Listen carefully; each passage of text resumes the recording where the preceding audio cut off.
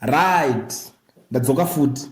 Ndine imwe nyaya ndiri kuona pana pari kunzi Zimbabwe Electoral Commission allegedly brought an HP server Proliant DL380 generation 10 for 1,264,865 million USD. The same HP server costs only 4,695 at Amazon. It's a fact. According to the ZimLife report, this was a part of an elaborate plot involving businessmen Wicklow Chivayo, aided by government official, to pilfer from public purse by avoiding public tendering. Source ZimLife.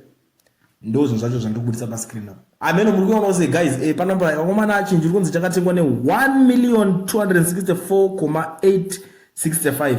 Icho chichita 4,695 pa Amazon. Ameno kuti maybe havana access pa Amazon. Ngarimboti havana access pa Amazon.